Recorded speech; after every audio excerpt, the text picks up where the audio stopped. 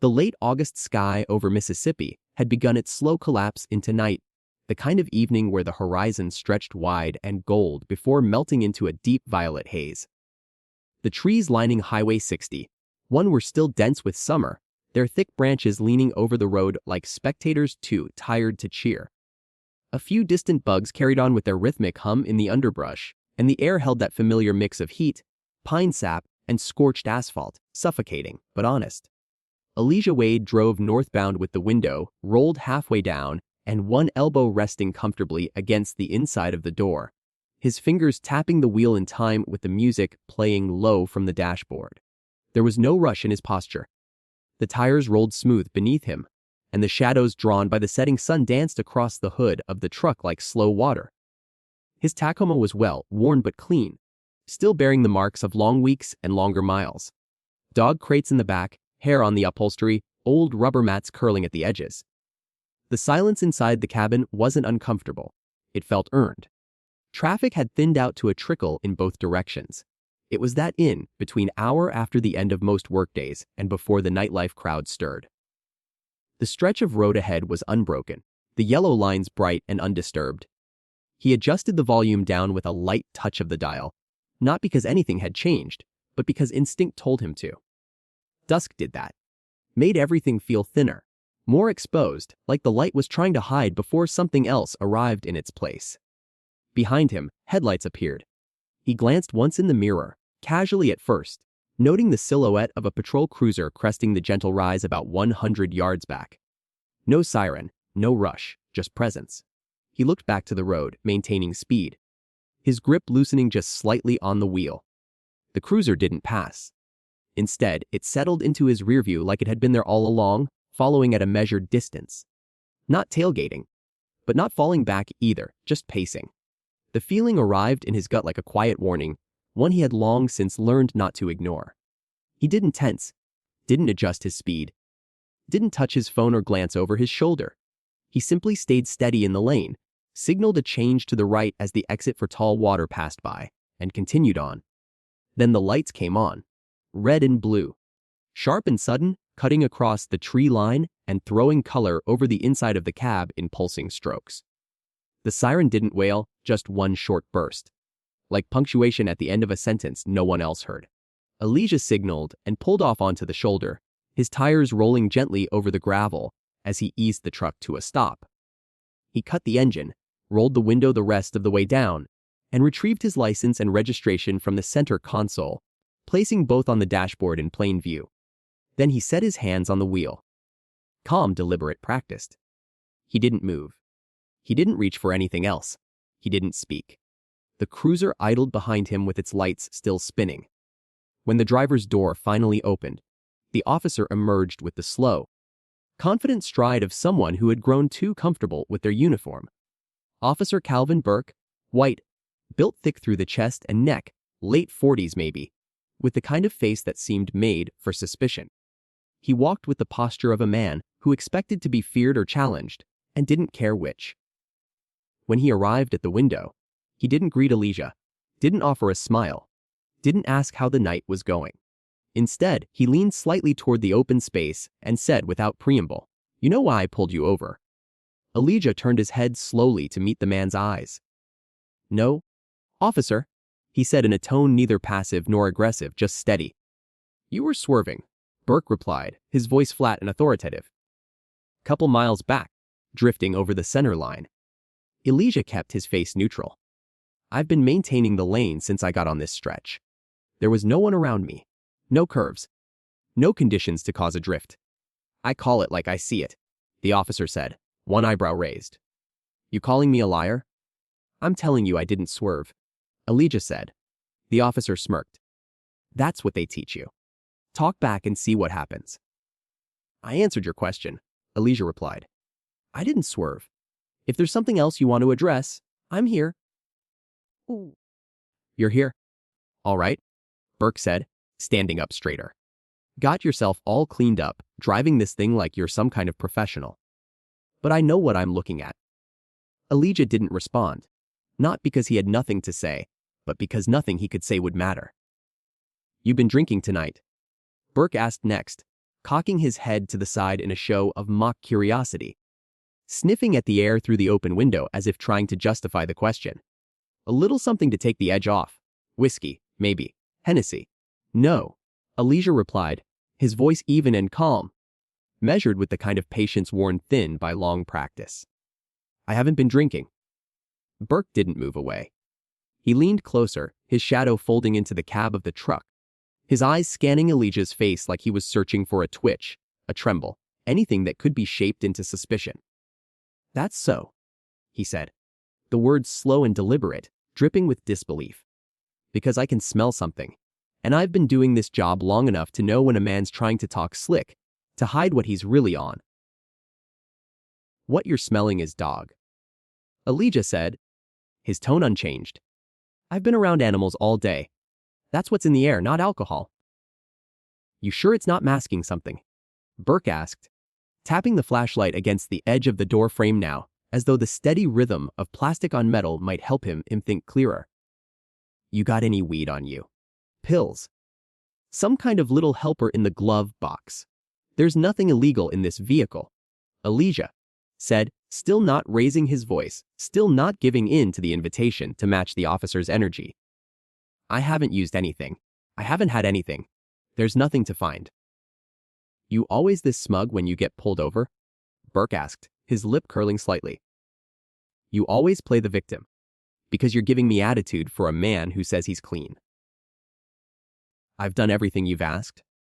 Elijah answered, his voice low and steady, without resistance, without argument, and without aggression. If you're feeling attitude, that might be coming from somewhere else. The silence that followed cracked in the air, like heat before lightning.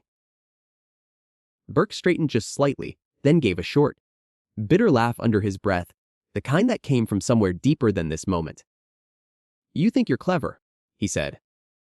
Got that educated tone, all quiet and smooth, like you're too good to be nervous. Like maybe you think you're better than me. I don't think anything about you, Elijah said, watching Burke's posture now, not in fear, but in calculation. Yeah, you do, Burke shot back. You people always do. Elijah didn't answer that. There wasn't a point. Nothing in that response was about curiosity. It wasn't about driving or suspicion or even safety. It was about control, about dominance, about pressing until something cracked. Step out of the vehicle, Burke said, his voice now clipped and sharp, no longer pretending at routine. Let's have a look around. Elijah hesitated, not out of fear, but to make sure his hands were still clearly visible on the steering wheel before speaking again. What is your probable cause for a search? You're sweating. You smell like chemicals and fur. You've got a cage in the back seat. You're twitchy.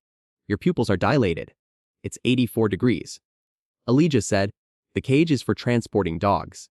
And my pupils look the same as they did when you walked up. You want to play hardball. Fine. Burke muttered, stepping away from the door and circling around the vehicle. You think this is the first time I've had someone lie straight to my face? I haven't lied to you? Elijah said, still calm, still seated, still tracking the man's every movement with his eyes, but not with his head. You keep telling yourself that. Burke said over his shoulder, walking toward the rear of the truck. He paused briefly at the tailgate, shone the flashlight into the bed, then continued around toward the passenger side. The gravel under his boots crunched in a slow, purposeful rhythm, each step echoing the shift in atmosphere. Cool professionalism giving way to something colder. When he returned to the driver's side, he didn't lean into the window this time. He spoke into the radio on his shoulder instead, pressing the transmit button like he'd been waiting for an excuse. Unit 23, I need backup on my stop. Solo male, non-compliant. Vehicle shows animal residue and possible concealment. Request K9 support. Repeat requesting K9. Elijah sat perfectly still, listening to the hiss of the dispatch channel before the response came back with casual efficiency. Copy that, 23. Backup en route. K9 8 to 3 minutes. There was no discussion, no second questions, no chance to respond. Burke looked back toward Elijah with a grin that had nothing to do with politeness. Now we're getting somewhere. Within minutes, another cruiser pulled up, lights already flashing as it parked at an angle behind the first.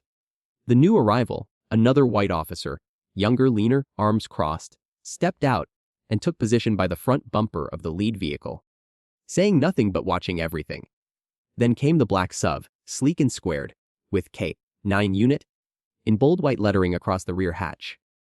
The vehicle idled for a moment before the rear door opened, and out stepped a broad, shouldered man in his late 50s with a chest like a battering ram and a beard clipped down to a knife's edge. The leash in his hand led to a German shepherd, dark-coated and coiled tight with tension, its eyes sweeping across the scene before focusing on the truck. Sergeant Nathan Greer didn't speak to Elijah. He didn't even look at him. He exchanged a glance with Burke, then nodded once, signaling that he was ready.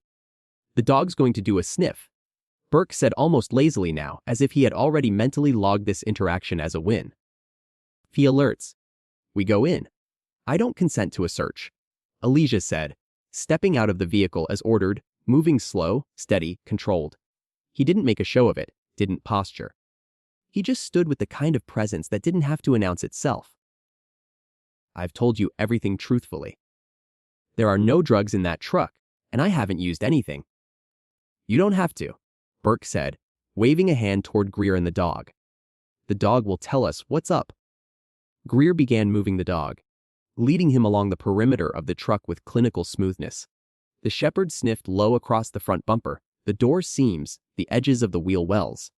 Its tail swayed once, neutral, ears perked, but not locked. Elijah watched carefully. Not the dog, but the handler. The way Greer shifted the leash slightly near the rear door, the subtle tension in his wrist, the half-click of his tongue when the dog hesitated near the driver's side. And then it came. The dog barked once, loud, then again, sharper. Greer gave another gentle tug, a signal that would look benign to the untrained eye. He's alerting, he announced with the same hollow confidence as someone reading a script. Elijah didn't move. That's not an alert, he said quietly. Not backing down, not panicked, just factual, clear. He's reacting to you. There's no physical cue from the dog, no tail stiffening, no ear pivot, no focal fixation. He's responding to your command. Not a scent. Excuse me? Greer asked, his tone mocking now, as if offended by the idea of being questioned. Burke stepped forward, posture suddenly more aggressive. What exactly are you saying? I'm saying he didn't alert on his own, Elijah replied. You prompted him. That's not how detection works. Oh, we've got ourselves an expert now, Burke said, his voice rising, his body getting closer. You want to accuse a certified K9 handler of faking a drug alert. I'm not accusing anyone, Elijah said. I'm telling you there are no drugs in that vehicle. And what just happened wasn't a spontaneous indication. It was a forced reaction. You want to keep running that mouth. Burke snapped. Because I've got zero problem dragging you down to the station and letting you explain your attitude to a holding cell. I haven't raised my voice. I haven't resisted, Elijah replied, standing perfectly still. I've complied with every instruction. I've answered every question. Burke's face twisted into something darker, something unmasked. You think that tone makes you untouchable. You think standing there like some smooth, talking uppity.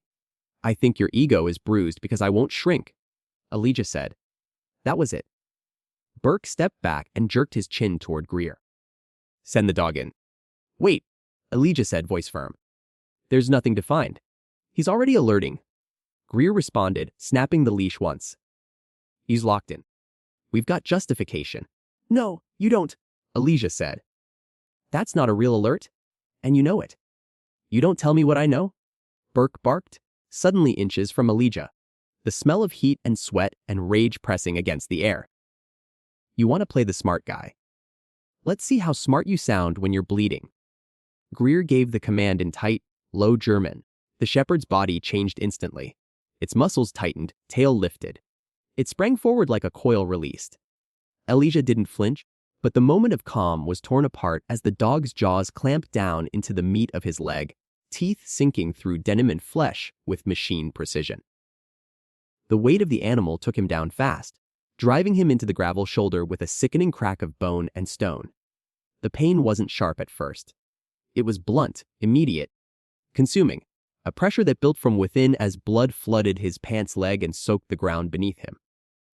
He gritted his teeth, jaw locked tight, refusing to scream.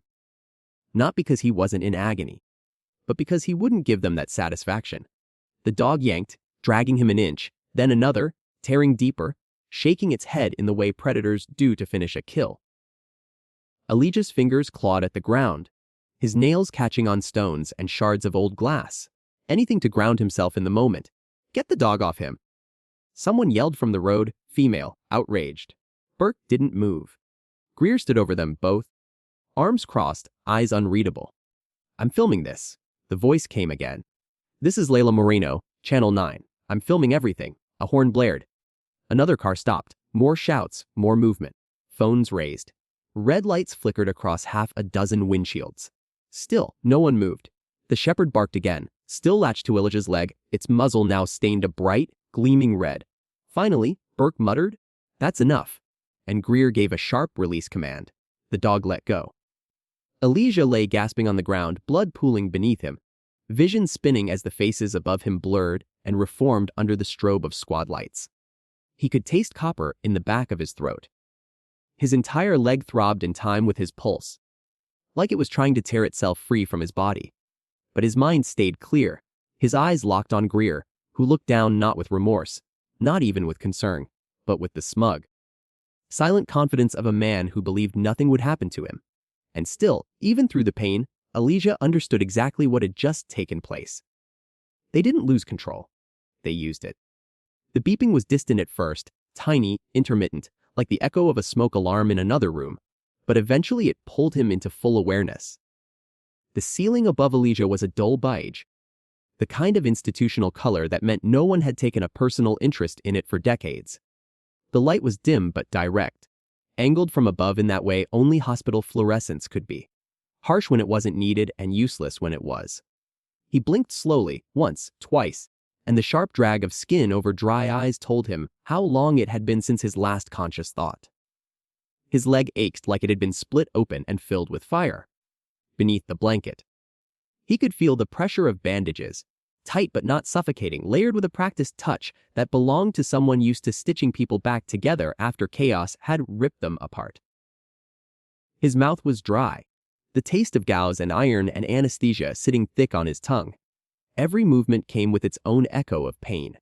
Not sharp, not sudden, but deep, like something had burrowed inside him and decided to stay. Somewhere beyond the wall, a monitor pinged steadily. Across the room, muted voices murmured in casual tones, punctuated by the rattle of wheels over tile and the distant click of an elevator door opening and closing. He wasn't alone, but he wasn't attended either. He was being observed. He turned his head slowly, neck muscles resisting. The motion brought a bloom of heat behind his eyes, not from injury, but from memory. Something darker than pain, something embedded deeper than the bone. A flash of sand, the sting of grit against sunburned skin, a dog barking. Not this one, not the shepherd, but a tan Belgian Malinois sprinting across a bombed-out courtyard, teeth bared, handler shouting commands in broken Arabic. Gunfire in the distance, a body falling behind them before the echo even faded. He closed his eyes hard, opened them again, and the beige ceiling returned. Not Iraq, not the base, not that courtyard near Basra. The hospital, the real world. Except it wasn't real. Not yet. Not until someone said it was. The door opened softly. A man stepped in, tall, well-built, early 40s, skin the color of red clay, shoulders squared by habit more than vanity. His suit looked expensive but worn at the edges, like someone who could afford better but refused to waste money on image. He moved like someone who had once moved differently. Less polished, more deadly, but hadn't forgotten the rhythm. Malik Turner, old friend, former Marine, now an attorney with a downtown office, a growing reputation, and the kind of righteous anger that had gotten more focused with age. He didn't speak at first, just pulled the chair beside the bed a few inches closer, sat down, folded his hands, and let the silence stretch. Elijah turned his head just enough to meet his eyes. "You saw." "Everyone did," Malik replied, his voice low but firm. "It's already all over social. News sites are replaying it on loop." Layla Moreno was the first on the scene. She caught the whole thing on her phone, start to finish. Elijah nodded, but slowly, like the acknowledgement cost something. "They still trying to justify it?" he asked. Malik gave a short exhale that wasn't quite a laugh. "Burke says you were acting erratic." Greer claims the dog made a hard alert. Said it looked textbook. The department saying the attack was unfortunate but justified under protocol. Standard copy-paste statement. Elijah closed his eyes again, but this time not from pain. They always do. Yeah, well, Layla's already pushing back, Malik said. She sent a message. Said she wants to talk. She's pissed, not just as a reporter. She's taking this personally. Elijah didn't answer. His mind was elsewhere. He wasn't thinking about the bleeding, not the pain, not even the dog, not directly. He was thinking about the timing of the command, the leash slack, the handler's pacing, the way the dog moved in a straight line and paused where he was made to pause. The false cue. The absence of a real alert posture. Malik watched him closely. You're not angry. Elijah opened his eyes again. Not yet. You will be. Elijah didn't respond. He was reviewing procedures in his head, starting at the beginning: initial traffic stop, alleged cause, probable cause logic chain, drug detection standards. Supreme Court precedent on K9 deployment windows, handler language protocols, false alert triggers, leash pressure, vocal commands. All of it lined up just wrong. Here are they pressing charges? He asked. No, not yet. But they're talking about obstruction. Refusal to comply. Passive resistance. Passive resistance. Elijah repeated, like the phrase itself tasted strange in his mouth. That's the language, Malik said. That's what they always fall back on when the camera doesn't lie. But they still want to explain the violence. How long have I been here? 15 hours. You went under for surgery almost immediately. Clean tear across the quad. Dog got you deep. They said you'll walk again without a limp if you do the rehab, but it's going to take time. Elijah nodded once. And the shepherd. They took him back to the unit, Malik said. He's still active. That was the moment something changed behind Elijah's eyes. Not rage, not despair, just clarity. Get me the video, he said, voice flat. I already have it, Malik replied. And Layla's got more? Good, Elijah said. Because they're not just lying. They're using. Malik raised an eyebrow. You ready to go public? Elijah didn't blink. Not yet. Malik nodded, standing. You'll let me know when. The city's going to bury this if we don't move fast. Elijah looked down at his leg, the shape of the wound barely visible under the layers of gauze and compression. He could still feel the dog's teeth. Not the sharpness, not even the tearing, just the control. The grip hadn't been wild. It had been calculated. He remembered the depth of the bite, the pressure of the clamp, the exact moment the dog had locked in and waited for the follow-up signal that never came. There had been no chaos in the movement, no hesitation, no confusion. That wasn't just training. That was his training. Not in theory, not in method, in execution. The thought settled in him like a stone dropped into still water. Not shocking, not abrupt, just heavy and certain. Malik returned later that evening with a tablet and a stack of papers clipped together. News articles, internal reports, screen captures from social media. He dropped them on the tray beside Elijah's bed, pulled a chair close, and sat without ceremony. You said you wanted to see everything, he said. Where's the footage from Layla's phone? Clean audio, wide angle. She got the dog's movements, Greer's posture. Burke's face, all of it. Elijah didn't immediately reach for it. He was staring at the IV line running into his arm, watching the slow drip of saline into his bloodstream as if trying to measure how long it would take to wash the memory out. Play the clip, he said. Malik tapped the screen and the video loaded. The ambient sounds came first. The murmur of traffic, the shuffle of boots on gravel, the bark of the dog. Then came the voices. Burke, smug and loud, Greer, curt and unbothered. The words played out exactly as he remembered them.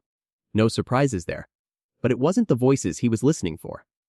It was the bark, that specific pitch, the way the dog braced before striking, the movement of the left hind leg, always a half-second slower than the others. That was an old injury, a minor tear from early in basic training. A tell he had noticed in a young male shepherd almost 7 years ago at Lackland Air Force Base. The dog had been stubborn, high drive, brilliant, but impulsive. Elijah had spent weeks getting the animal to respond to soft commands, teaching it restraint before drive, control before chaos. The name had been Shadow. Short, sharp, easy to command under pressure. As the video played, Elijah's expression didn't change, but something behind his eyes did. Stop, he said, Just as the dog launched, Malik paused the video. What is it?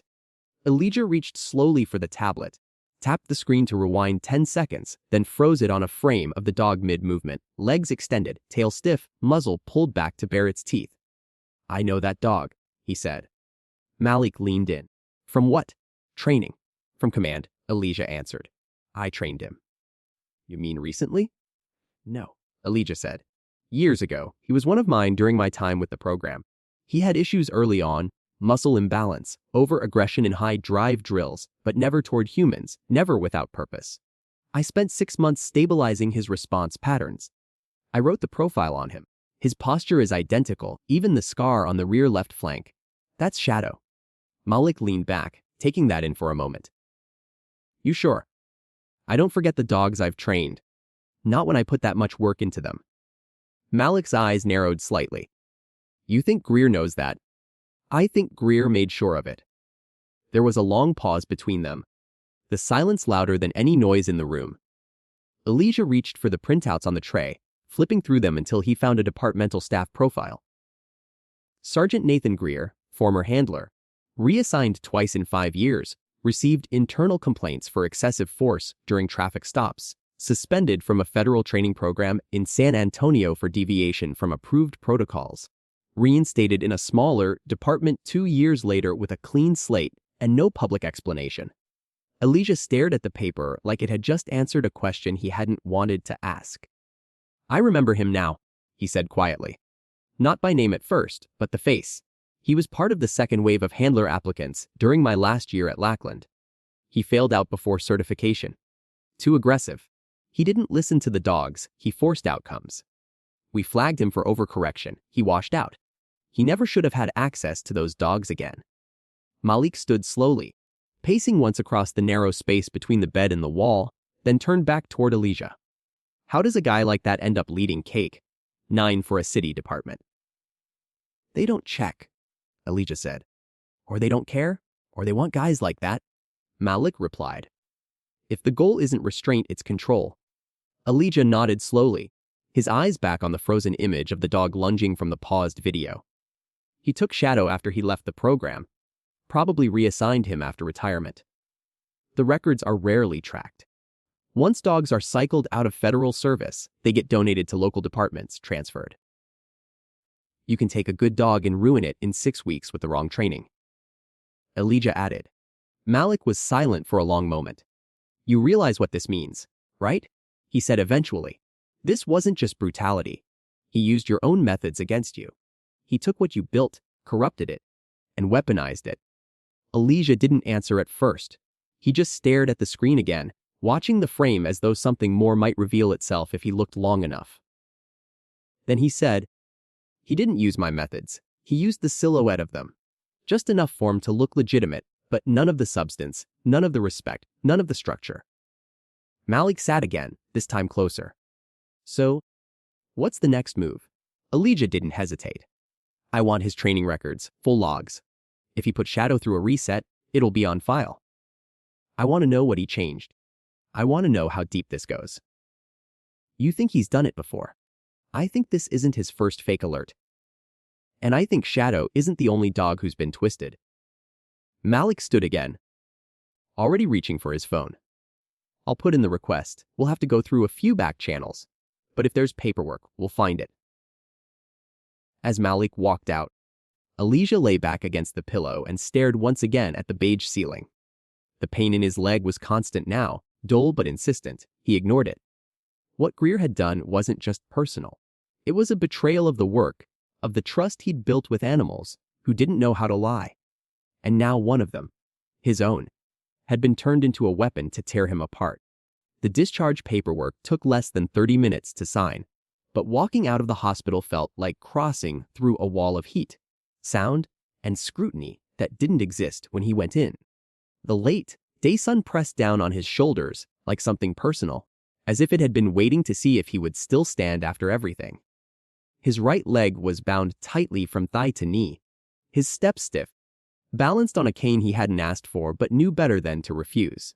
Malik walked beside him, phone in hand, already scrolling through a flood of notifications and media pings.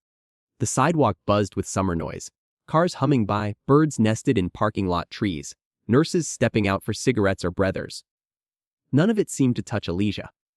His world was a kind of tunnel now, narrow and clear, leading to something inevitable. Layla was waiting near the curb, leaning against the hood of a dark blue sedan, dressed in jeans and a muted gray shirt, her press badge clipped to her pocket. She wasn't filming. She didn't hold her phone. Her arms were crossed, but not in challenge, more like someone trying to stay contained. As soon as she saw him, she pushed off the hood and stepped forward. "I didn't want to bother you while you were recovering," she said. "But I figured you'd reach out eventually." "I'm reaching out now," Elijah said. She glanced at Malik, who gave a small nod. "Is ready," Malik said. "But nothing's off the cuff." Layla's expression didn't change. Of course. They drove to a small cafe just off the highway, one that Elijah remembered from years back but hadn't visited in ages. It was quiet, with tall windows, clean wood tables, and an older couple running the counter who didn't stare or whisper when he limped through the door. That was enough. They sat near the back, far from the entrance. And Elijah let the room settle before speaking. "I know the dog," he said. "The one Greer deployed, his name is Shadow. I trained him 7 years ago at Lackland. His posture, his timing, even the scar on his left flank. It's him." "No doubt." Layla blinked once. "You trained the dog that mauled you?" "Yes." She didn't speak immediately. When she did, it was quieter. Art Greer was a trainee in the same program. Elijah said, "Didn't finish. Got flagged for violating procedure, using aggressive correction, disobeying leash safety, falsifying canine responses in field simulations. He washed out. The last time I saw his name, it was on a failed handler report." Malik slid a folder across the table toward her. Inside were 2 printouts, one from the training center archives showing Shadow's original placement profile, and the other a scan of Greer's removal letter from the federal program. Layla scanned both carefully, her eyes flicking back and forth with practiced speed. "I've already confirmed the dog's transfer," Malik added. "Shadow was reassigned after retirement, entered a donation program 2 years ago. The trail is murky after that, but enough paperwork points toward the local department pulling him in for K9 use." Elijah leaned forward, voice steady.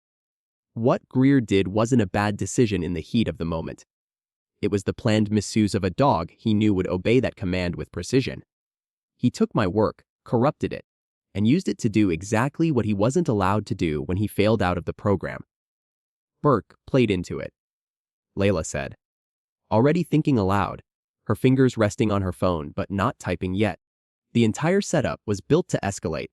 Manufactured probable cause, false alert, aggression justified through paperwork. "They've done this before," Elijah said. "I don't know how often, but that wasn't improvisation, that was repetition." Layla's voice dropped. "Do you want to go public?" "Yes," Elijah said. "But not all at once. Let them lie first. I want to see how they move when they think they still control the narrative." Layla nodded slowly, the weight of her reputation behind her expression. "I'll start with the piece on the alert video. Just what's public. No claims, no accusations, just a breakdown frame by frame. I'll cite the absence of real alert behaviors and leave the door open for expert commentary that doesn't name you." "That's fine," Elijah said. "Let them talk themselves into a corner." The article dropped 48 hours later. It didn't explode. It ignited. By the end of the day, it had been picked up by 3 major syndicates. Social media latched onto the still frames. The moment Greer signaled with the leash, the dog's confused posture, the immediate and brutal takedown. A side-by-side comparison of real versus false alerts began circulating among veteran handlers. Experts began commenting anonymously, confirming what Elijah already knew: this wasn't detection. It was staging. The department issued a generic press release the next morning, labeling the incident "under review" and calling it regrettable but procedurally sound. Greer was placed on desk duty. Burke remained on patrol. The mayor declined to comment. The per machine was moving, but so was Elijah. He didn't do interviews. He didn't post videos. He didn't shout. Instead, he opened a notebook and began writing names. He contacted 4 former colleagues from his training days. 3 of them had gone on to civilian K9 work, 1 in Denver, 1 in Atlanta, and 1 just across state lines in Arkansas. All of them had worked with dogs who had been transferred through the same federal retirement channel. All of them had seen red flags in the records coming out of Elijah's city. False alerts, aggression in low-stress environments, commands issued without cause, and all of it signed off by Greer. "He's reconditioning them," one handler said on a call, "taking stable dogs and turning them into weapons. And whoever's signing off on his research is either complicit or not paying attention." Elijah compiled statements. He built a timeline. He gathered redacted case reports where handlers like Greer had used questionable alerts to initiate arrests that were later dropped. Patterns emerged. Elijah wasn't looking for one mistake. He was building a pattern of behavior, something so deeply embedded it would be impossible to brush off as coincidence or rogue action. By the end of the week, he had a folder an inch thick and a drive with enough footage, transcripts, and affidavits to build a civil rights case before the department could write its next press release. The storm hadn't hit yet, but the winds were changing, and Elijah was already standing in the eye. Later that night, long after the cafe had emptied out, and the rain had shifted from a steady drizzle to the soft hiss of wet pavement beneath passing tires, Elijah sat alone at his kitchen table, the old military folder open in front of him. The house was quiet. Malik had gone for the night, promising to follow up on the recertification trail in the morning.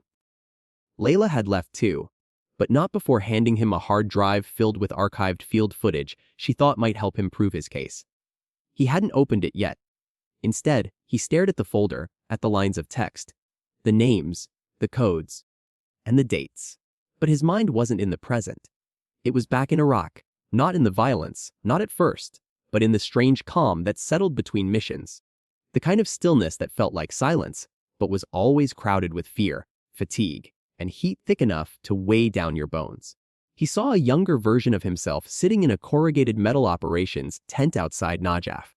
Sand caked in every fold of his uniform, neck still damp with sweat, boots lined with grit so fine it clung even after 4 rinses. The electric hum of generators vibrated through the floor, and the smell of burnt plastic and diesel lived in the air like it had been born there. That's when she had walked in. Layla Moreno, 26, impossibly young for a war correspondent, but already carrying the expression of someone who had seen things she would never fully describe. She wore body armor that didn't quite fit and boots that had clearly been broken in the hard way, and her hair was pulled back in a way that said function over form. She had a Nikon camera slung across one shoulder and a press badge clipped to her flak vest, like it was supposed to offer protection from bullets, suspicion, or both. "Where's your unit leader?" she asked, standing just inside the flap of the tent, blinking against the low light. Her tone wasn't rude, but it wasn't deferential either. Just tired, focused, and direct. "You're looking at him," Elijah had replied, barely looking up from the field report he was pretending to finish. "I was told I'd be embedded with your patrol until next week," she said, taking another step in, the canvas floor crackling beneath her boots. "I assume someone's going to tell me the rules of engagement before we leave." He looked at her fully then, studied the shape of her stance. The way her fingers rested lightly against the camera strap, but not the equipment itself. The way her eyes didn't wander or flinch, even when the crack of distant gunfire echoed faintly beyond the compound wall. "You want to walk with the unit?" he asked. "I don't want to sit in a Humvee while the real story passes me by," she said. "I want to see it. That story might include you getting shot at." "That would be honest," she said. And that was the start. Over the next several days, Layla embedded with his squad on every rotation. She didn't speak unless spoken to. She didn't interrupt the rhythm of movement, but she noticed things. She asked questions that were too sharp for her age, listened in a way that made even the most hardened guys lower their voices and answer fully, and documented everything without voyeurism or dramatics. When another correspondent tried to stage a photo of children in a bombed-out courtyard, Layla snapped at him loud enough to get the captain's attention, and then deleted the shot herself. At night, in the brief hours between briefings and movement, she'd sit outside the barracks beside Elijah, both of them drinking gritty instant coffee from plastic mugs and staring into the silence beyond the wire. It was during one of those nights, after a particularly chaotic patrol, in which a local informant had been mistakenly detained, that Layla had turned to him and asked the question he'd never forgotten. Do you ever get used to being right about danger before anyone else sees it? No, he'd said after a moment. But you do learn when to speak and when to wait, and you always wait until it matters. Back in the present, Elijah blinked once, and the memory cleared like smoke dissipating. He was still in the kitchen. The folder was still open. But the part of him that had stayed in that memory, the part that still remembered Layla not as a journalist, but as a comrade, had shifted slightly. He reached for his phone. The line rang twice before she picked up. I was just about to call you, she said, her voice warm with the kind of exhaustion that didn't dull the clarity behind it. You remember Najaf? Elijah asked. A pause. Then, the dust storm. I was thinking of that night after the informant mix. Up. I remember, she said. That was the first time I trusted a soldier more than I trusted the people paying me to tell the story. He didn't respond right away. Never forgot what you said? She added, more quietly now, about waiting until it matters. Elijah looked at the folder again, at the damage Greer had done to everything they both used to believe could still be repaired. It matters now, he said. Yes, Layla replied. It does. As they sat on opposite ends of the call, her in a small apartment cluttered with hard drives and field notes, him in a dim kitchen still smelling faintly of iodine and hospital plastic. The distance between them didn't feel like absence. It felt like preparation. They weren't young anymore. They weren't idealists. But something old had started to wake again inside her, inside him. Something that hadn't stirred since Iraq. Not just a cause, not just conviction, a kind of trust. Not blind, not reckless, earned. And neither of them would be backing down. The neighborhood had always been quiet after dark, but tonight the stillness didn't feel restful. It felt constructed, artificial, like something had pressed down on the natural rhythm of the streets and silenced it into submission. Even the insects seemed absent. No sirens in the distance, no music bleeding through open windows, no idle arguments or laughter from porches. The silence was too complete, too perfect, and Elijah felt it settle on his shoulders like a weight that didn't belong to him. He moved through the alley behind his house with care, not from fear, but from discipline. The limp in his step hadn't slowed him much, and though he carried the cane, it was more for disguise than support. He didn't trust calm nights. Not when the days leading up to this one had carried the fingerprints of surveillance. The same SUV parked across the street 3 nights in a row, headlights flickering once too often. An unfamiliar drone buzzed near his window that didn't sound like neighborhood toys. These weren't amateurs. They were deliberate, and they were escalating. By the time he reached the edge of the lot near the old warehouse, Elijah already knew he wasn't alone. He had sensed it in the weight of the air, in the silence that swallowed his footfalls, in the faintest scratch of gravel under boots that were trying too hard to move like shadows. He didn't turn around, didn't glance over his shoulder or break pace. That would have betrayed awareness, and what they wanted more than anything was fear. He could hear the whisper of voices now, not full words, just tone and rhythm, the same low, controlled cadence used by men who believed they still held the leash of a situation. One of them walked with a soldier's stride, slightly overcorrected, the left foot dragging half a second behind. Greer. The other moved with less intent, more swagger than discipline. Burke. They weren't hiding. They were circling. The moment Elijah crossed into the mouth of the narrow path, between the storage yard and the loading dock, he heard the distinctive sound of leashes being unbuckled, metal against metal. Then a low, controlled command in German, deliberate, careful, rehearsed. What followed wasn't barking, it was pursuit. 2 dogs, full, grown, high drive, trained to move fast and without noise. No hesitation, no testing the air for scent, no checks for command alignment. These were not being sent to search. They had been released to damage. Elijah adjusted course, his stride steady but sharp, directing himself toward the side entrance of the warehouse. He'd scoped the building earlier in the week for precisely this reason, noting the reinforced fencing inside the loading bay and the intact mechanism for the security gates.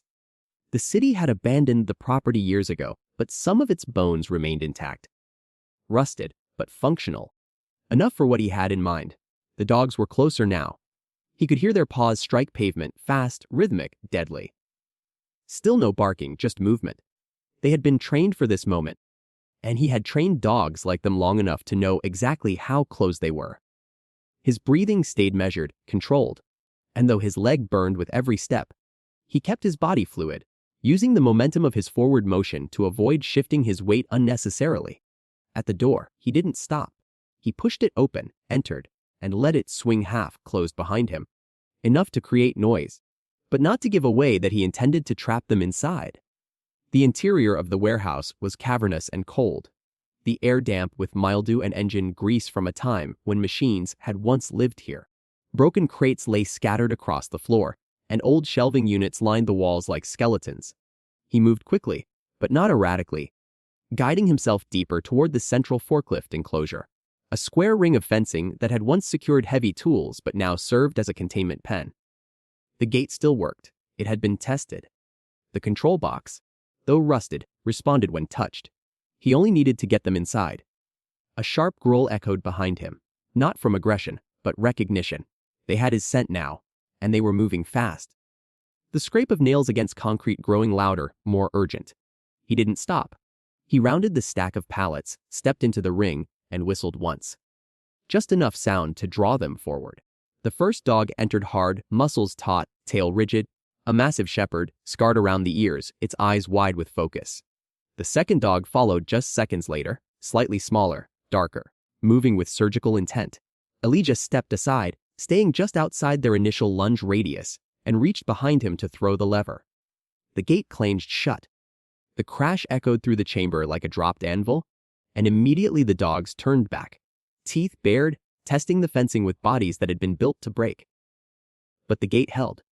The structure was steel, bolted into concrete, stronger than the handlers had known, and now the dogs were trapped, not leashed, not restrained by command contained.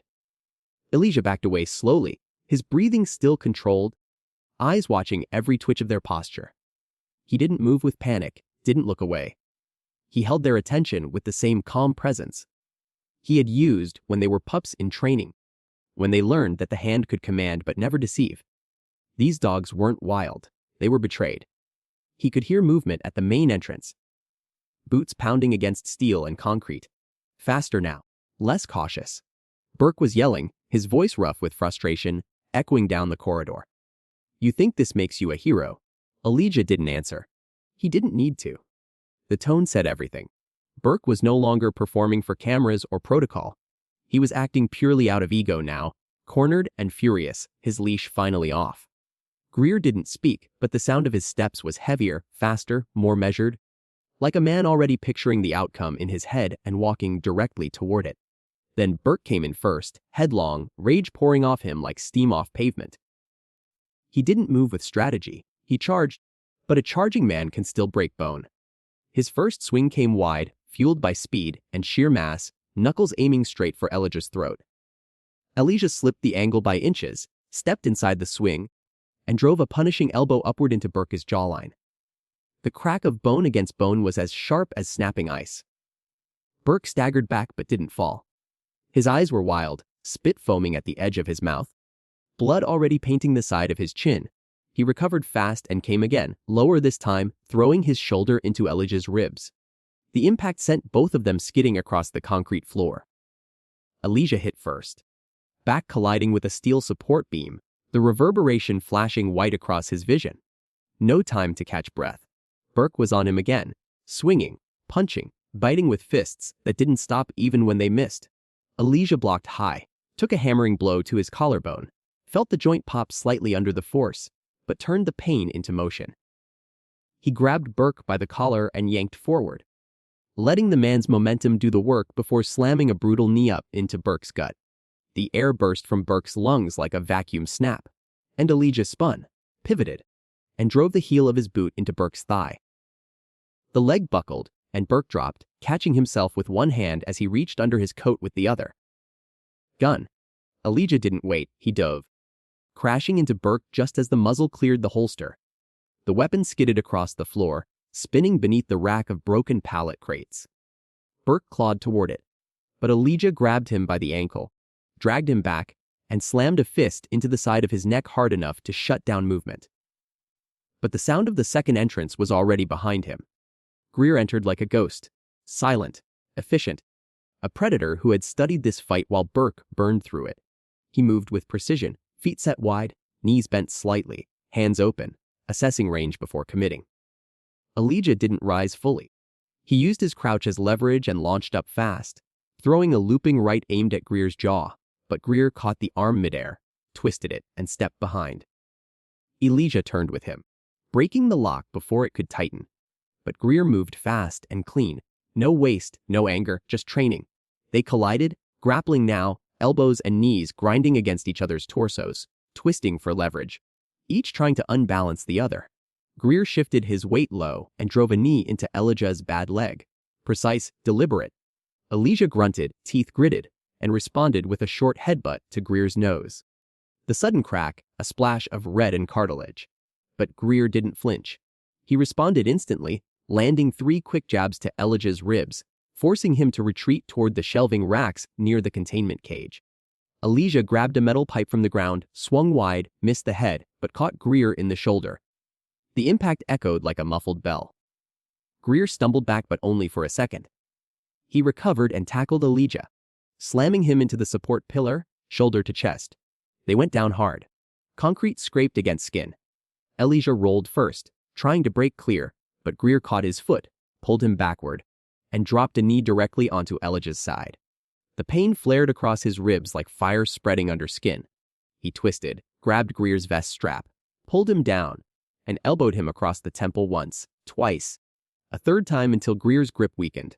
They broke apart, both having now, both bleeding. The warehouse lights overhead flickered slightly from age or fury, or both. The concrete beneath them was smeared with sweat and blood, their shadows stretching like broken limbs across the floor as they circled again, slower this time, the brutal rhythm of exhaustion beginning to outpace fury. Greer spat crimson onto the ground, one eye nearly swollen shut, his nose twisted and leaking. Elijah's breathing was ragged, his shirt torn at the shoulder, and every breath stung as if the inside of his chest had been lined with knives. Burke, staggering upright now like something resin out of smoke, grunted like an animal that didn't recognize pain as a limit. His face was split across the cheekbone, one arm limp at the shoulder, but in his other hand, he gripped a broken shard of shelving pipe, jagged at the end where it had torn away from the wall. His boots dragged across the floor in a crooked line, steel toe scraping sparks as he limped toward Elijah, eyes wild and mouth twisted into a grin that held nothing but venom. Elijah turned as Burke rushed. The pipe came down fast and wide, an arc meant to end something, not worn. Elijah ducked, the metal edge whistling just above his skull, and then rose fast from the crouch, slamming a shoulder into Burke's sternum and driving them both backward into the fencing of the containment pen. The dogs inside barked once, loud and sharp, a reminder of the storm still watching from the cage. Burke swung again, this time sideways, catching Elijah along the ribs. The pipe didn't slice, but it landed hard enough to send shock through his torso, forcing him to stumble sideways and drop to one knee. Burke advanced, raising the weapon again. Before it could fall, Elijah surged upward, grabbed the inside of Burke's elbow, twisted with his full weight, and jammed the joint backward until the tendon screamed beneath the pressure. Burke howled, dropped the pipe, and tried to claw at Elijah's face. Elijah blocked, shoved the man backward, then pivoted off his good leg and delivered a punishing elbow directly into Burke's throat. The hit didn't break anything, but it shut the man up. Air escaped in a gasp, and Burke folded to the floor, wheezing, hands grabbing his own neck in a pathetic, instinctive attempt to regain control of his breathing. Greer came in without warning, silent, fast, all intent, and zero wasted motion. He used his injured shoulder as bait, swinging low with his good arm, aiming for Elijah's side. Elijah stepped back, let the punch graze his hip, then countered with a sharp hook to the liver. Greer doubled slightly, and Elijah followed with a knee to the chin, the blow landing clean enough to whip Greer's head back into the side of the broken shelving unit behind him. But even stunned, Greer was relentless. He grabbed a loose length of chain from the floor, wrapped it around his wrist in one smooth motion, and lashed out in a tight arc. The chain bit into Elijah's forearm, drawing blood through torn skin. He flinched, then caught Greer by the shoulder, pulled him forward, and slammed a brutal headbutt into the bridge of the man's nose. Greer staggered, fell to one knee, and Elijah didn't wait. He used the chain now, looping it behind Greer's neck and dragging him to the ground with his body weight, not to choke, not to kill, but to pin, to hold, to end it. Greer kicked wildly, but the fight was already bleeding out of him. His breathing turned erratic, pulse slowing, resolve breaking. Elijah leaned down, locked his arm tighter, and spoke through clenched teeth as blood dripped freely from his own mouth and nose, the words ragged with exhaustion. "This is the last time you put your hands on anyone without consequences." Greer's body went slack, not unconscious, defeated. Elijah released him, rolled off, sat back against the wall, and pressed a trembling hand against his ribs. For a long moment, there was only the sound of distant barking, quiet now, almost subdued, and the sharp drip of blood hitting concrete. Burke lay half conscious nearby, his breathing hoarse and wet.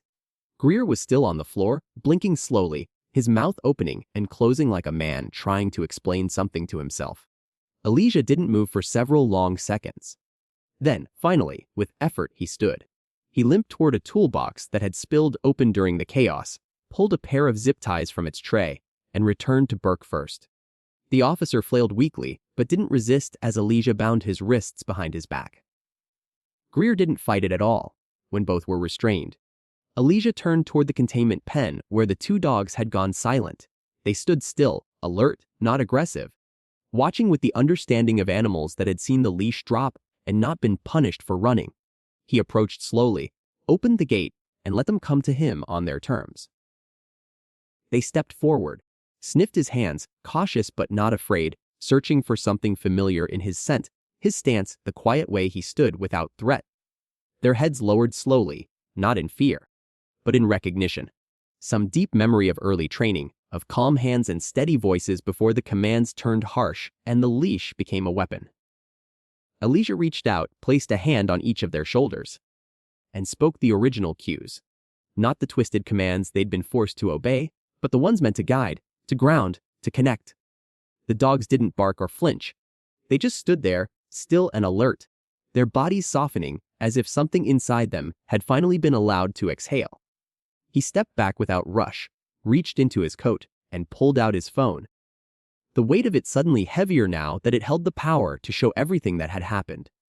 With one swipe, he opened the camera and began to record, capturing the ruined warehouse floor. The blood, the two officers lying restrained and beaten, and the dogs, once weaponized, now standing quietly beside him. The camera didn't need commentary.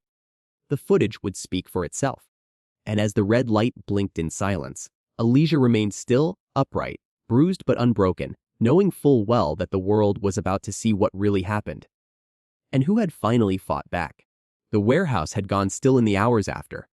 The concrete had dried with blood in its cracks, the air heavy with the metallic scent of sweat and rust, and the echo of boots, barking, and fists had faded into memory. Elijah had stayed just long enough for the authorities to arrive, for Greer and Burke to be taken into custody.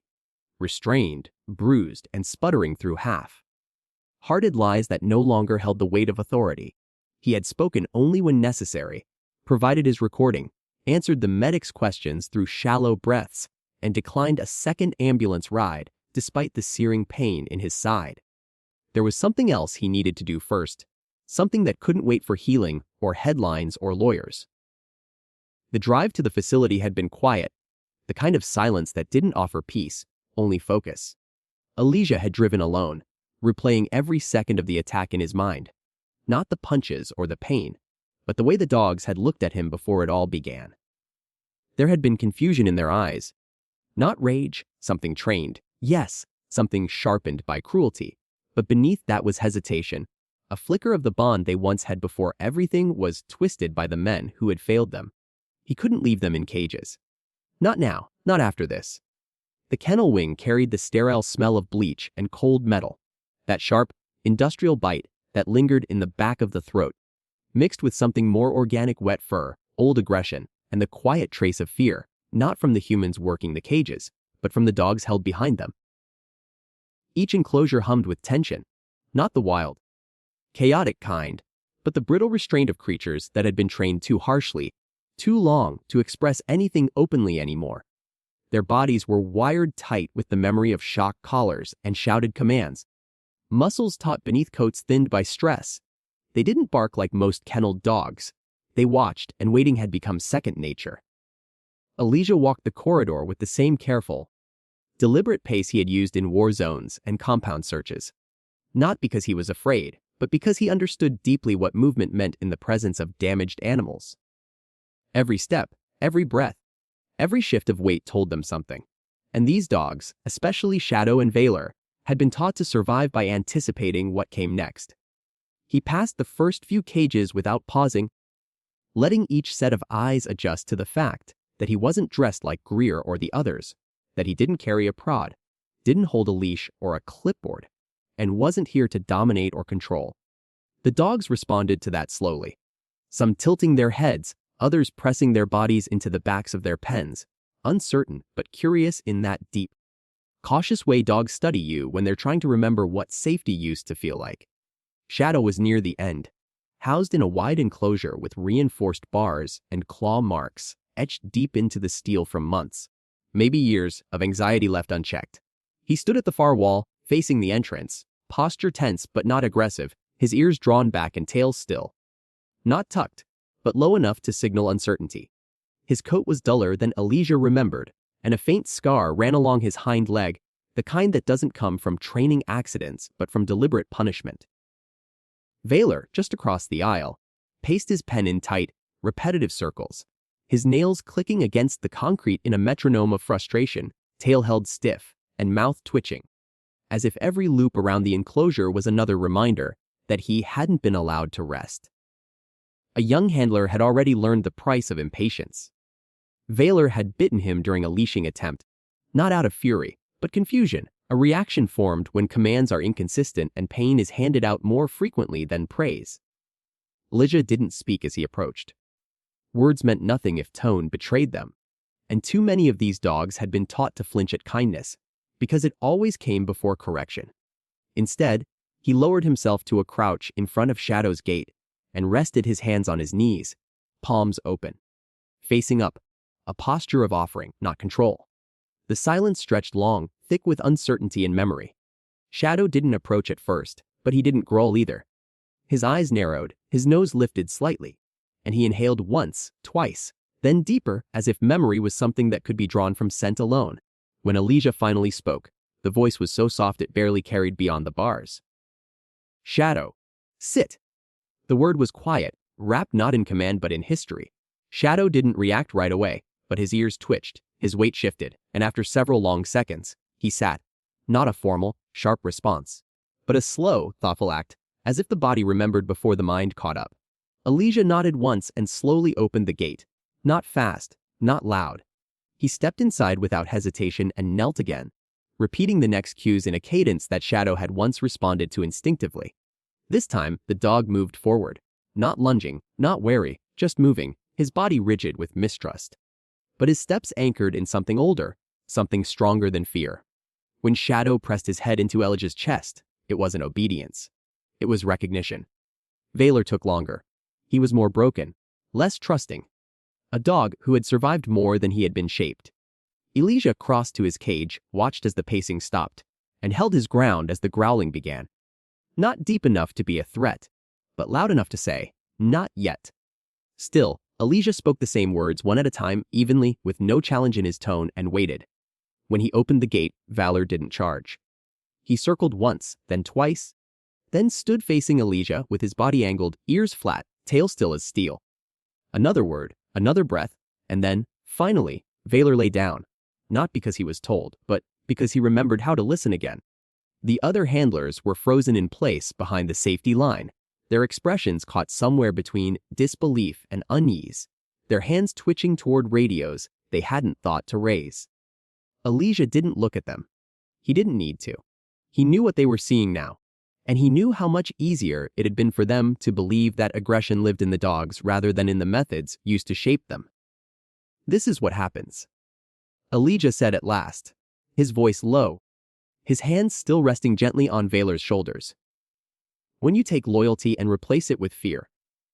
When you break a creature over and over again, until it's not sure who it's supposed to trust, and then you call it dangerous because it learns to survive the only way it can." He stood slowly, not letting go until the dog moved with him. Not in sync, but in solidarity. Shadow stood as well, flanking Elijah on the other side. They didn't choose this, Elijah added, eyes now locked on the supervisor behind the glass. They were trained into it. And if you keep using men like Greer to write the rules, then every dog that comes through this building is going to end up just like them. Lost, violent, and convinced that every hand reaching for them is about to hurt. No one responded. The silence didn't need to be filled. He had made the point the only way anyone ever listens in places like this, not by lecturing, but by proving. And somewhere in the stillness of that broken facility, surrounded by cages that once housed weapons but now held memory, something shifted, not enough to fix it, but enough to start. The shift began quietly, first in whispers, then in headlines, and finally in a courtroom that felt too small for what it had come to represent. What started as grainy footage filmed under warehouse lights became a national broadcast, dissected frame by frame across networks and social media feeds with captions that no longer gave the benefit of the doubt to the uniform. Elijah's video wasn't just evidence. It was indictment, confession, and prophecy wrapped in one continuous shot. And when the trial date was announced, it wasn't just another proceeding. It was a spectacle, a reckoning years in the making. Inside the courthouse, cameras were banned. But the pressure was no less present. Reporters waited outside the steps each morning, their breath fogging against early autumn chill, pressing microphones forward as though proximity could grant access to the truth. Malik entered each day with his head high and notes tightly organized, his suit pressed, his eyes sharp.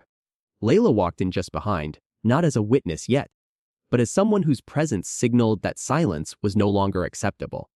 Her articles had stripped the case raw, exposing not only the violence against Elijah, but the department's long pattern of misconduct. Doctored K9 training logs, altered deployment reports, use of force records buried behind administrative jargon. Each one now a loose thread Malik pulled in court, one by one, until the entire tapestry started to unravel. The courtroom itself was a study in contrast. Burke and Greer sat at the defense table in tailored suits that couldn't quite hide the weight loss, the tension, or the bruises not yet faded from Elijah's fists. Neither man made eye contact with him as he entered, and when they whispered to their attorneys, it was with the twitchy restraint of men who had long been used to being feared, now forced to explain themselves. When Layla finally took the stand, the room shifted again, not because of theatrics, but because of clarity. Her testimony wasn't emotional, but it was devastating in its precision. She laid out what she saw on the roadside. The moment Elijah tried to speak calmly and was ignored, the way Greer gave a barely visible leash flick, a signal trained handlers would recognize as deliberate cueing, not a reaction to a real alert. She spoke of the crowd that began to gather, the cell phones raised in shaky hands, the moment the dog lunged and Elijah's scream. She didn't cry. She didn't dramatize. She gave the jury the moment as it happened, clean and without exaggeration. Malik followed it by walking the courtroom through the footage again, this time on a large monitor, pointing not to what was obvious, but to what had been missed until Elijah explained it to him, the unnatural tension in the leash, the specific position of Greer's hand, just before the so-called alert, the body language of the dog. Uncertain, confused, ears low. Then he brought in the records, falsified logs with identical timestamps, performance reports with entire sections copied and pasted between different dogs, evaluations signed by supervisors who were no longer with the unit. Every page was another splinter driven deeper beneath the department's skin. When it came time to cross-examine Burke, Malik didn't rush. He let him settle, let him puff up slightly in the witness box, his posture rigid with rehearsed confidence. Malik asked simple questions first: date of the stop, his stated cause, the sequence of radio calls. Burke answered in clipped, professional tones, clearly trying to reassert control over a narrative that had long since broken from his grip. But Malik was deliberate. He slowly introduced inconsistencies, each one small but cumulative. Why the initial report said Elijah had slurred speech when the body cam audio was clear. Why the dash cam had a gap during the critical moment when Greer issued the alert. Why a K9 unit that was supposedly assigned elsewhere had arrived within 2 minutes of the traffic stop being initiated. Burke bristled. The courtroom held its breath. When Malik brought up Nia Harris, former supervisor of the K9 division, recently subpoenaed, Burke's shoulders stiffened. Malik introduced her calmly, without fanfare, letting the jury see that the department's own former leadership had turned on its rank and file. Naya's testimony, though brief, was surgical. She confirmed Greer had been expelled from Elijah's original program for manipulating alerts and using unauthorized aggression cues. She confirmed Burke had filed falsified field reports in at least 2 other stops that never led to charges. She confirmed, most importantly, that both officers had operated for years without meaningful oversight and that her internal warnings had been buried. Then she said the one thing that broke the mask completely. I warned the department that Elijah Wade's training materials were being twisted. They didn't just ignore me. They encouraged it. The silence that followed was electric. Burke broke first. He stood suddenly, slamming his open palm against the edge of the witness stand as if volume could unmake what had just been said. The judge barked for order. Bailiffs moved quickly, and Burke, red-faced and stammering, began to shout something about lies, about conspiracy, about people not understanding what it was like out there. His words unraveling faster than he could control them. Greer stayed seated, face drawn tight, jaw locked. A man watching his house burn down 1 floor at a time. The judge struck the outburst from the record but didn't forget it. When Malik requested bail be denied due to instability and threat of witness intimidation, the judge didn't hesitate. Request granted. Officers Greer and Burke will be remanded to county custody until sentencing. The gavel hit wood like a final heartbeat. And with that, the courtroom emptied, one side silent in defeat, the other silent in awe as Elijah stood slowly from the gallery. Not triumphant, not vindictive, just tired, but finally seen. The trial may have locked Burke and Greer behind bars, but Elijah knew the story didn't end with them. What they did wasn't rogue behavior. It was too systematic, too clean, too well practiced to have grown in the dark without permission. Somewhere behind the uniforms, beyond the courtroom testimony and clip denials, there was an infrastructure. It was the kind that didn't leave fingerprints in obvious places. But if you knew where to look, and more importantly, how to look, the pattern began to reveal itself. It started with a file. Malik had forwarded it to Elijah after receiving it anonymously. PDF stripped of metadata, exported without headers, just page after page of training logs that didn't match official department records. They were handwritten in places, redacted sloppily in others, but the dates aligned with deployments Elijah had already flagged. Some of the dog names were familiar, ones he'd trained years ago and never heard from again, supposedly retired into peaceful homes or turned over to airport K9 programs. But according to the logs, they had been transferred to private units, a vague term that carried no official designation. Worse still, the logs included cues Elijah had never authorized.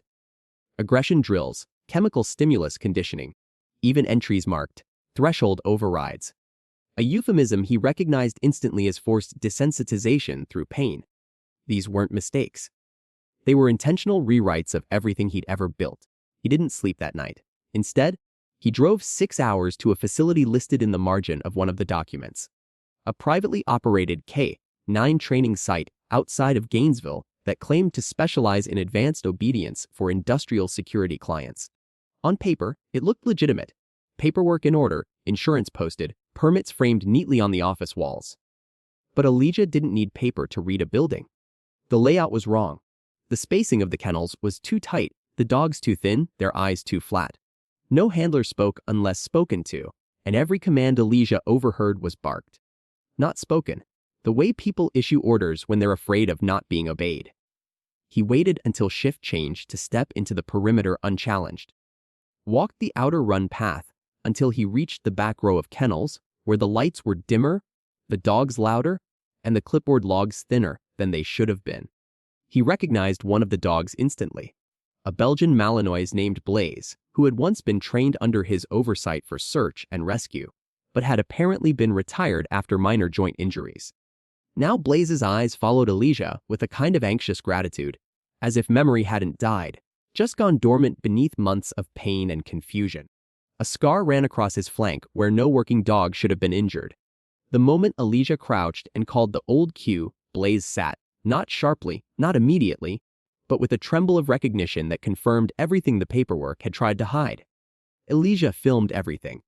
Cage numbers, ear tags, command responses, facility layout, and, when no one was watching, the training boards posted behind a thin plastic door labeled, "Instructor Access Only."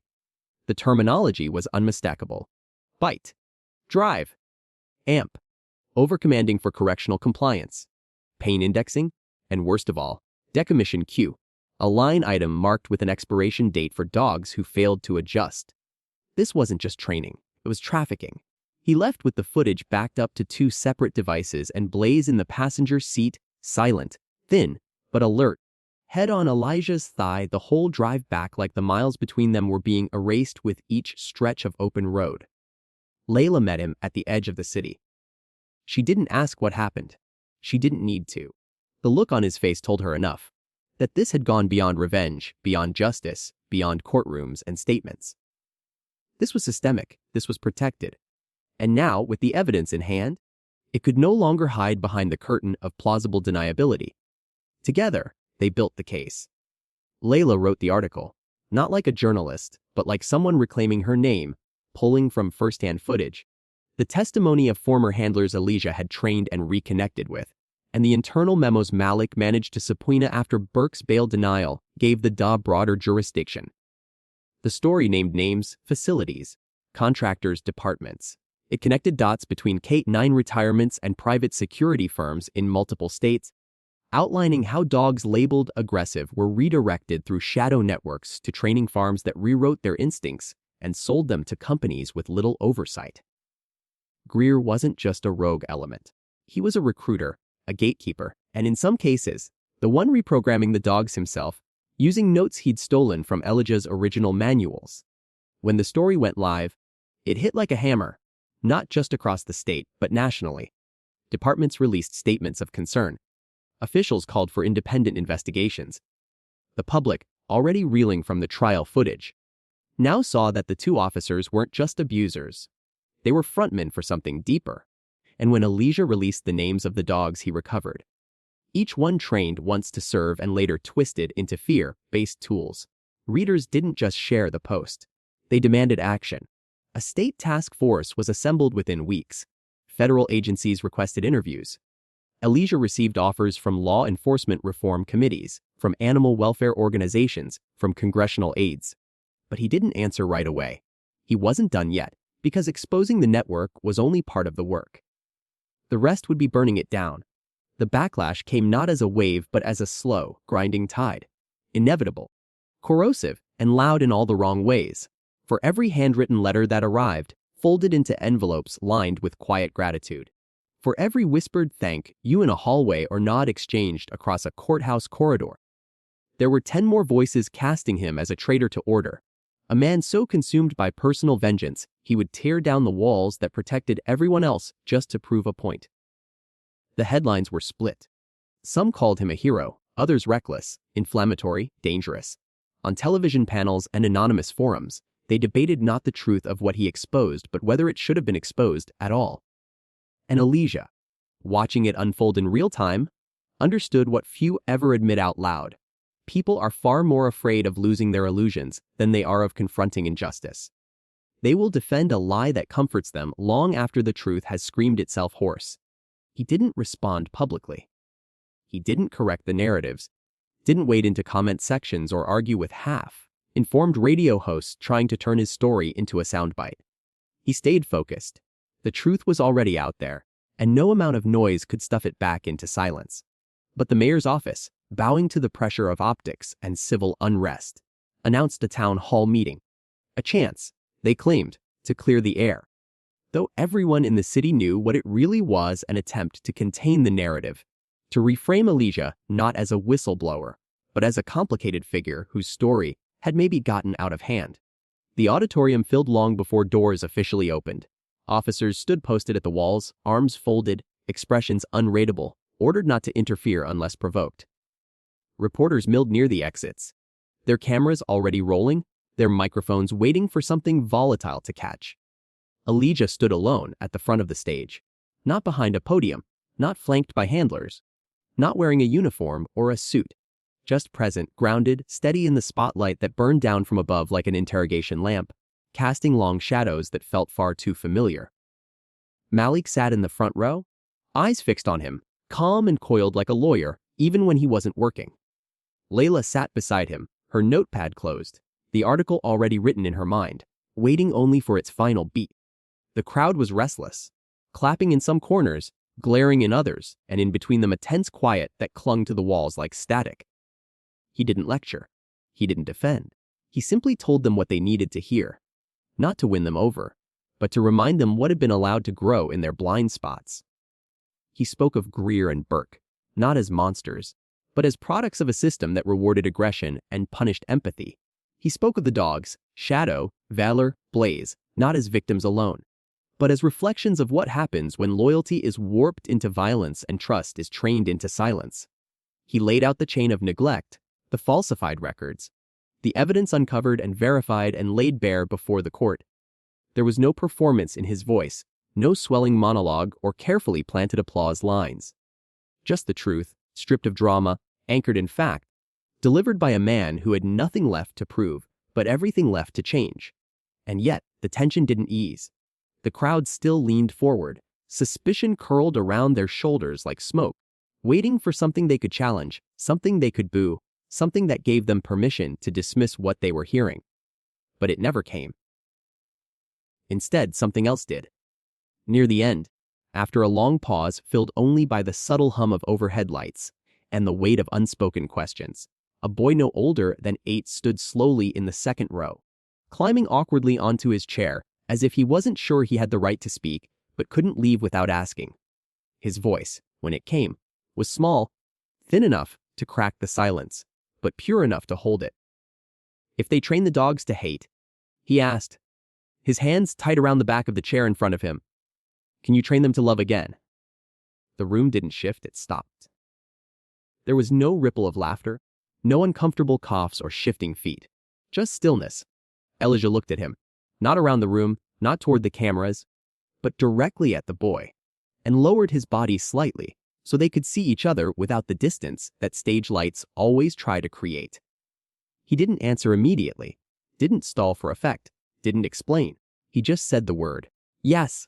No applause followed, no cheers, but the stillness that held the room didn't break, it deepened. The truth of that single word, spoken without hesitation, without defense, without needing to be more than what it was, settled into the audience like a promise, one far more powerful than any court ruling or policy reform. Because for the first time, someone had answered without pretending the question was complicated. In Washington, the room was colder than Elijah expected. Not in temperature, but in tone. The kind of cold that came from sterile carpet, high ceilings, and polished wood furniture designed more for spectacle than comfort. The Federal Oversight Committee had convened under the title of transparency, but Elijah had been in enough debriefings to know that most of what happened in rooms like this was theater. Still, this time, something was different. They weren't just letting him speak. They were listening, not because they wanted a headline or a quote for the transcript, but because what he'd exposed couldn't be buried under protocol anymore. Too many people had seen the footage. Too many names were on record. Too many dogs, still alive but damaged, stood as evidence of a system that had prioritized control over conscience. He gave them the timeline, the testimony, the facts. But he didn't stop there. He gave them the structure. The layers of complicity that had made abuse possible not just in one precinct or one training unit, but across multiple states through public contracts, private loopholes, and the silence of officials who signed off on paperwork they never read. He outlined the training distortions, the market trail for dogs rerouted to international security firms, and the way those animals were then exported as liabilities once their conditioning collapsed under pressure.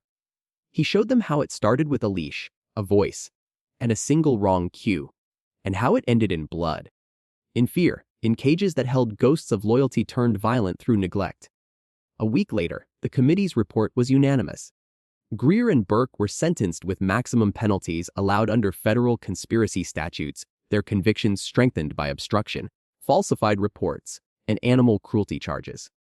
The courtroom was packed that day, not just with journalists, but with people who had followed Elijah's journey from roadside victim to systemic truth teller. When the sentences were read aloud, 30. 7 years for Greer, 32 for Burke. No one cheered. The victory wasn't about punishment.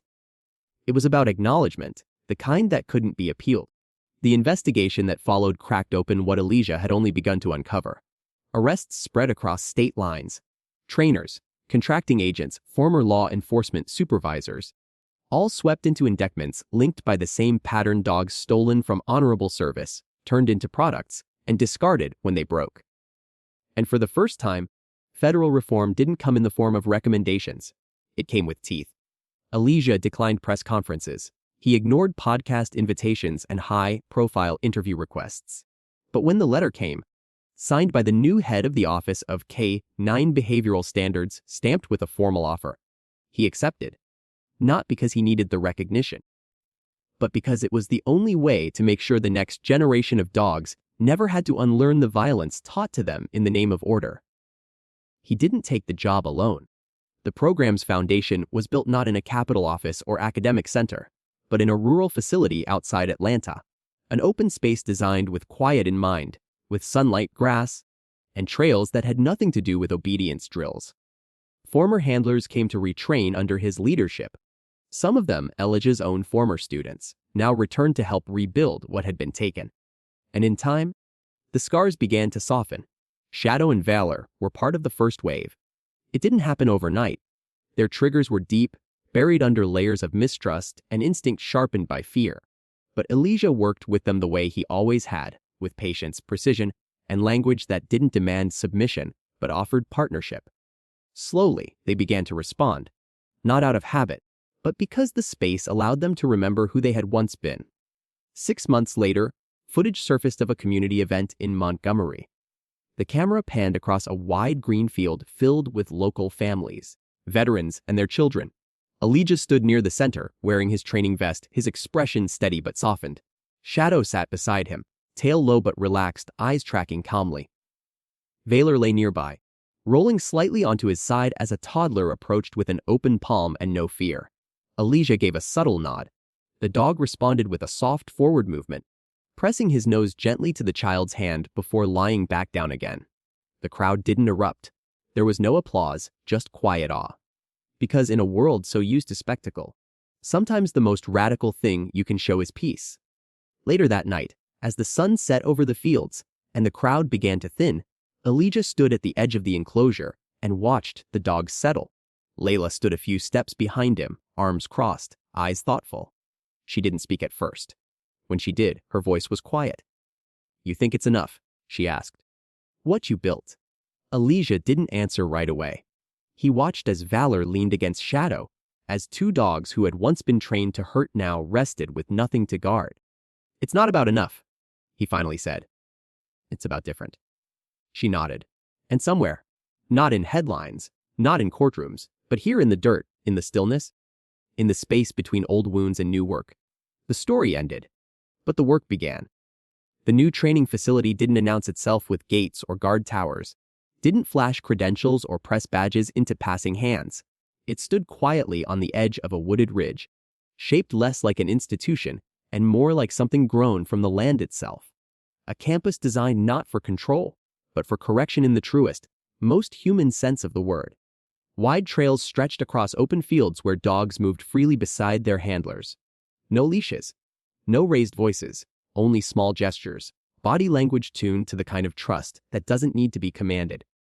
Along the outer paths, new recruits walked slowly, learning not just how to give direction, but how to read intention, how to ask, not demand, how to guide without punishing, and most of all, how to listen. Elijah walked among them, not with the posture of an instructor, but with the quiet awareness of someone who had already fought the fire and was now focused on rebuilding from ash and memory. Every structure here, from the open kennels to the low-lit observation rooms to the padded training rings, had been designed with recovery in mind, not just for the animals, but for the people who had come through systems that taught them obedience mattered more than empathy, that loyalty was only useful if it was unthinking, and that control had to be absolute. Here, those ideas weren't challenged by protest. They were overwritten by example. Layla stood near the southern end of the field, camera steady against her shoulder, recording what would be the first of many graduation ceremonies. not staged for the press, but filmed as documentation, proof that change wasn't a slogan or a speech, but something real, something hard, earned, something that took root slowly but deeply. She didn't narrate or script. She let the visuals breathe.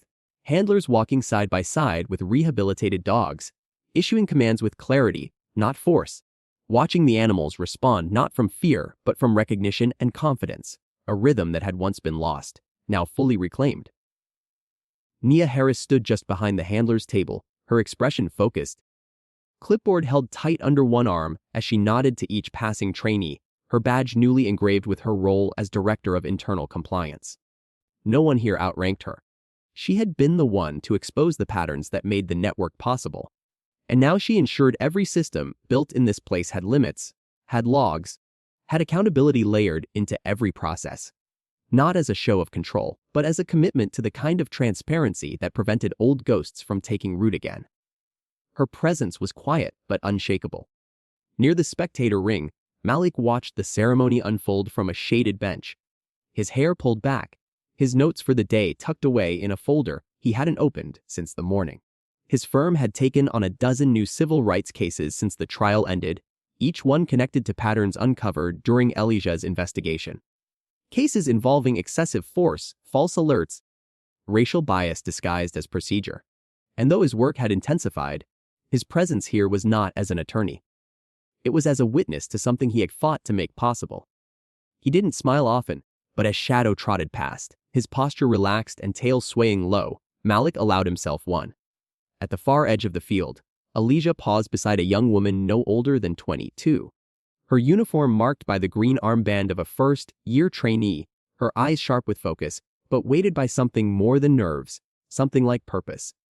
The dog seated in front of her, a sable-coated shepherd named Nova, sat without tension, her breath slow, her attention fully tuned to the figure beside her, waiting not for commands but for intention. Elijah didn't raise his voice. He didn't pace. He simply stood, every inch of him calm and certain, and spoke to the gathered handlers. Not as a trainer, not as a survivor, but as someone who had earned the right to speak without apology. "You don't control a dog with fear," he said, his voice even, his eyes scanning the line of faces that had gathered not to be shaped into copies of the old system but to learn how to lead something new. "You lead with trust."